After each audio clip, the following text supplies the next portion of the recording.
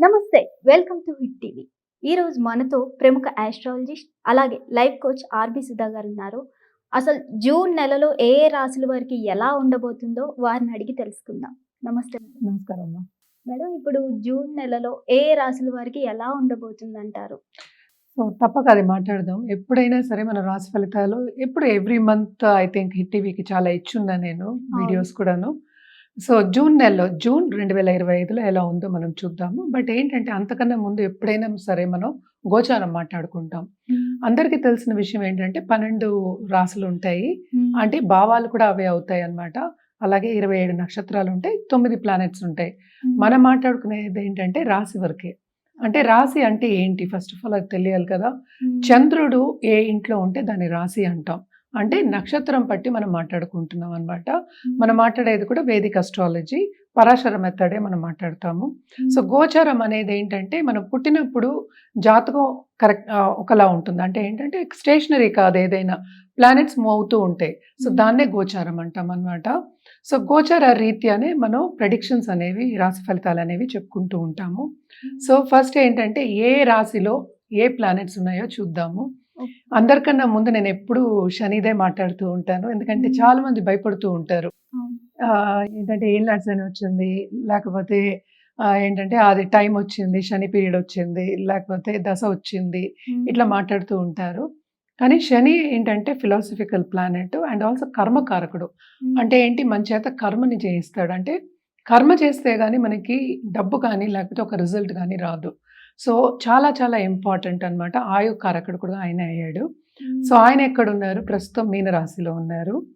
అంటే అందరికీ తెలుసు ఎవరెవరికి ఏలినాటి శని ఉందంటే, ఇప్పుడు ప్రస్తుతం మేష రాశి వాళ్ళకి పోయిన సంవత్సరం స్టార్ట్ అయింది. పోయిన సంవత్సరం కాదు, ఈ సంవత్సరమే యాక్చువల్‌గాను. మార్చి నుంచి స్టార్ట్ అయింది. అలాగే ఏంటంటే కుంభరాశి వాళ్ళకేమో లాస్ట్ ఘట్టం. రెండో ఘట్టం ఏంటంటే మనకి మీన రాశి వాళ్ళకి ఏలినాటి శని ఉందన్నమాట. అలాగే మనం చూసాము అంటే రాహు ఏమో కుంభానికి మూవ్ అయ్యారు మే ఎండ్‌లో, అంటే మే 3rd వీక్ అనుకుందాము, మూవ్ అయ్యారు. అలాగే కేతు సింహానికి మూవ్ అయ్యారన్నమాట. అలాగే మోస్ట్ ఇంపార్టెంట్ గ్రహం జూపిటర్, అంటే గురు గ్రహం. గురు ఏమో ప్రస్తుతం మిథునంలో ఉన్నారు, తెలుసు లాస్ట్ మంతే మూవ్ అయ్యారు. అలాగే మనం మాట్లాడుకోవాలి అంటే ఇంకా మిగతా చిన్న చిన్న ప్లానెట్స్ అంటే ఏంటంటే మనకి 30 రోజులకి 45 రోజులకి మారుతూ ఉంటాయి. చంద్రుడు అయితే 2 రోజులకు ఒకసారి మారుతూ ఉంటారన్నమాట. 2.5 అనుకోవచ్చు కూడాను. ప్రస్తుతం ఏంటంటే శుక్రుడేమో మనకి మేషంలో ఉన్నారు. ఆయన ఏంటంటే జూన్ 29th వృషభానికి వెళ్తున్నారు. ఓకే. మార్స్ డెబిలిటేషన్ పొజిషన్‌లో ఉన్నారు. అంటే కుజుడు డెబిలిటేషన్‌లో ఉన్నారు. అంటే కర్కాటకంలో ఉన్నారు. డెబిలిటేషన్ అంటే నీచ స్థితి. ఆయనేమో సింహానికి జూన్ 7th మూవ్ అవుతున్నారు. అలాగే మనం చూసాము అంటే సన్ అలాగే మెర్కురీ గురించి మనం మాట్లాడుకోవాలి. సన్ అందరికీ తెలుసు, మాసాలు కూడా మనకి ఒక మాసం మూవ్ అయినప్పుడల్లా మాసాలు మారుతాయి. సన్ ఏమో ప్రస్తుతం వృషభంలో ఉన్నారు. బుధుడు కూడా వృషభంలోనే ఉన్నారు. ఆయనేమో జూన్ 6th ఏమో మిథునానికి మూవ్ అవుతున్నారు. ఓన్ హౌస్ అన్నమాట. తర్వాత 22nd అంటే జూన్ 22కి కర్కాటకానికి వెళ్తున్నారు. ఇవన్నమాట గోచార రీత్యా మనం చెప్పుకోవాల్సింది. చంద్రుడు నేను చెప్పినట్టు రాశి మారుతూనే ఉంటారు ఎవ్రీ సెకండ్ డే. నెలకి మాట్లాడినప్పుడు మనం ఈ ప్లానెట్స్‌ని మనం తీసుకుంటాము. జనరల్‌గా పరిహారాలు చెప్పాలి అంటే కనుక మనం ఎప్పటికైనా సరే నవగ్రహ స్తోత్రాలు, నవగ్రహ అంటే రాహు, కేతు పూజలు చేయాలి అని చెప్తూ ఉంటానన్నమాట. ఎందుకంటే కాలసర్ప దోషం అనేది కూడా ఉంటుంది. అంటే చాలా మటుకు ప్లానెట్స్ చాలా జాతకాల్లో చూసామంటే చాలా మటుకు ప్లానెట్స్ ఈ రెండిట్లోనూ ఉంటాయన్నమాట. అదొకటి కాకుండా ఎప్పటికైనా ఇబ్బంది పెడతాయి. అంటే రీసెంట్‌గానే మూవ్‌మెంట్ అయింది. అందుకని మళ్ళీ మనం నవగ్రహ స్తోత్రాలు గానీ, నవగ్రహ స్తోత్రం చదువుకోవడం గానీ, వినడం గానీ, లేకపోతే హోమాలు చేయడం గానీ, పూజల్లో పాల్గొనడం గానీ, లేకపోతే రాహుకేతు పూజలు చేయడం గానీ ఎప్పుడు చెప్పుకుంటూ ఉంటాం అన్నమాట.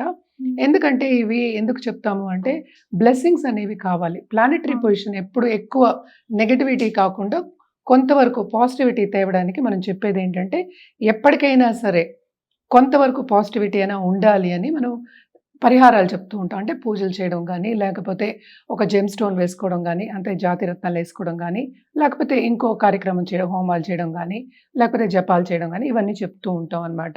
ఇప్పుడు మనం ఈ గోచారం మాట్లాడుకున్నాం కనుక జూన్ నెలలో ఏ రాశి వారికి ఎలా ఉందో చూద్దాం. తదుపరి రాశి తులా రాశి వారికి ఎలా ఉండబోతుందో అడిగి తెలుసుకుందాం. మేడం తులా రాశి వారికి ఎలా ఉండబోతుంది? తులారాశి వాళ్ళకి ఈ నెల అంతా బాగుంటుంది. ఎందుకంటే సెవెంత్‌లోనే మనకి ఈ రాశికి అధిపతి వీనస్ ఉన్నారు. అంటే శుక్రుడు ఉన్నారు.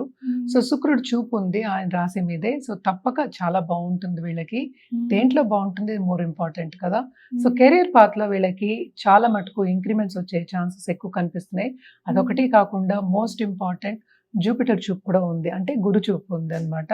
ఫిఫ్త్ అంటే ఆయన మిథునం నుంచి చూస్తున్నారు తులాని. సో తప్పక వాళ్ళకి కెరియర్ పాత్‌లో మంచి ఆపర్చునిటీస్ వస్తాయి. తప్పక ఏంటంటే ఫైనాన్షియల్ స్టేటస్ కూడా ఇంప్రూవ్ అయ్యే ఛాన్సెస్ చాలా కనిపిస్తున్నాయన్నమాట. అదొకటి కాకుండా ఫిఫ్త్‌లో మనకి రాహు ఉన్నారు. సో తప్పక సడెన్‌గా డబ్బొచ్చే సూచనలు ఎక్కువ కనిపిస్తున్నాయి. అండ్ ఆల్సో 11th కేతు మనం ఇందాక కూడా మాట్లాడుకున్నాం కేతు సంగతి. సో ఆయన ఏంటంటే సడెన్‌గా ఇస్తారనమాట. సో వీళ్ళందరూ ఏంటంటే బిజినెస్ పీపుల్ గానీ, లేకపోతే పనిచేసే వాళ్ళకి గానీ ఆపర్చునిటీస్ వస్తాయి. వాళ్ళు తీసుకోగలరు, ముందుకెళ్ళగలరు అనమాట. ఎందుకంటే బ్లెస్సింగ్స్ అనేవి చాలా ఉన్నాయి. 2 గురు బ్లెస్సింగ్స్ ఉన్నాయి. సో తప్పక చాలా బావుంటుందనే చెప్పాలి. అదొకటి కాకుండా ప్రస్తుతం 8థ్‌లో మనకి సన్ అండ్ మనకి మెర్క్యూరీ ఉన్నారు. సో వాళ్ళేంటంటే మళ్ళా 9th హౌస్‌కెళ్తున్నారు. అంటే జూపిటర్‌తో పాటు ఉంటారనమాట. మిథునానికెళ్తారు. అది వెళ్ళినప్పుడు అంటే second half of this month చాలా బావుంటుంది. అలాగే కొత్తగా పెళ్లి కావాలి అనుకున్న వాళ్ళందరికీ పెళ్ళయ్యే సూచనలు కూడా కనిపిస్తున్నాయి. ఏది చేసినా, ఏది ముట్టుకున్నా లాభం వచ్చే ఛాన్సెస్ ఎక్కువ కనిపిస్తున్నాయన్నమాట. ఎందుకంటే 11th లార్డ్ మనకి ఇప్పుడు 9థ్‌కెళ్తున్నారు. సో తప్పక కొత్త బిజినెస్ స్టార్ట్ చేసే ఛాన్సెస్ కూడా ఎక్కువ కనిపిస్తున్నాయి. వాళ్ళు చేసే పనిలో గానీ, వాళ్ళు చేసే బిజినెస్‌లో గానీ కొత్త పార్ట్నర్స్ రావడం, లేకపోతే కొత్త ఆలోచనలు వచ్చి దాన్నే ముందుకు తీసుకెళ్ళడం అనేది కనిపిస్తోందనమాట. అలాగే మనం చూసాము అంటే దూరపు దేశం వెళ్ళి చదువుకోవాలి అనే స్టూడెంట్స్‌కి చాలా బావుంటుంది. అదొకటి కాకుండా గవర్నమెంట్‌లో పనిచేసే వాళ్ళకి గానీ, గవర్నమెంట్ రీత్యా అంటే ఏంటి కాంట్రాక్ట్ చేసేవాళ్ళు గానీ, సబ్ కాంట్రాక్టింగ్ చేసే వాళ్ళకి గానీ చాలా బావుంటుంది. మనం గవర్నమెంట్‌తో అంటే ఈ రాశి వాళ్ళు గవర్నమెంట్‌తో పని చేయించుకోవాలి అనుకున్న వాళ్ళందరికీ ఈ నెల చాలా బావుంటుంది. ఈజీగా పనులయిపోతాయన్నమాట.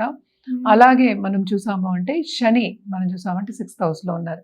5th లార్డ్ కష్టపడాలి. కొంచెం శ్రమ అనేది చాలా అధికం అనిపిస్తోంది జూన్‌లో. అంటే వాళ్ళు చేసే పనిలో. కానీ లాభం అనేది ఉంది. అంటే ఏంటి వాళ్ళు ఎంత శ్రమ పడితే అంత లాభం వస్తుందన్నమాట. సో తప్పక చాలా బావుంటుందనే చెప్పుకోవాలి. ఈ రాశిలో ఉన్న వాళ్ళ పిల్లలు యాక్చువల్‌గా సెటిల్ అయ్యే ఛాన్సెస్ కూడా ఎక్కువ కనిపిస్తున్నాయి. అందులో దూరపు దేశం వెళ్ళి సెటిల్ అవ్వాలి అనుకున్న వాళ్ళందరికీ అంటే పిల్లలు వెళ్ళి బయట చదువుకోవాలి అనుకున్న వాళ్ళందరికీ తప్పక సెటిల్ చేస్తారు. దాని మీద ఖర్చులు కూడా పెడతారనమాట. సో శుభ ఖర్చులు లాంగ్ టర్మ్ ఫ్యూచర్‌కి ఖర్చు పెట్టే ఒక మంత్ కింద మనం తీసుకోవచ్చు తులా రాశి వాళ్ళకి. వీళ్ళు పరిహారాల విషయానికొస్తే కనుక తప్పక శని కాళ్ళు పట్టుకోవాల్సిందే. అలాగే ఏంటంటే వీనస్ అంటే శుక్రుడు కూడా చేయాలి. సో తప్పక ఏంటంటే నవగ్రహాలకి చేస్తే అన్నీ చేసినట్టే. అలాగే గోవులోనే మనం అన్ని ప్లానెట్స్‌ని చూసుకుంటూ ఉంటాం. అన్ని గ్రహాల్ని. సో గోవు పూజ చేయడం అనేది చాలా మంచిది. అండ్ ఆల్సో ఫ్రైడే ఒక నిండు ముత్తైదువుని ఇంటికి పిలిచి వాయనం ఇవ్వడం గానీ, భోజనం పెట్టడం గానీ చాలా మంచిది. ఎవరైనా సరే దేవి పూజలు చేసే వాళ్ళకి మనం ఏం చెప్పక్కర్లే. నిత్యం చేసే వాళ్ళకి కూడా తప్పక నిత్యం కంటిన్యూ చేయండి. ప్లస్ ఇవి కూడా చేస్తే ఇంకా బావుంటుందన్నమాట. సో తులా రాశి వారికి జనరల్‌గా మనం చూసాము అంటే శ్రమకి తగిన ఫలితం అనేది ఈ నెలలో కనిపిస్తోంది. మంచి ఆపర్చునిటీస్ అండ్ ఆల్సో ఏంటంటే ఇంక్రిమెంట్ వచ్చే ఛాన్సెస్ అంటే డబ్బు చేకూరుకునే సేవింగ్స్ వచ్చే ఛాన్సెస్ ఎక్కువ కనిపిస్తున్నాయి. ధన్యవాదాలు మేడం. చూసారు కదా ఈ రాశి వారికి ఎంత చక్కగా వివరించారో.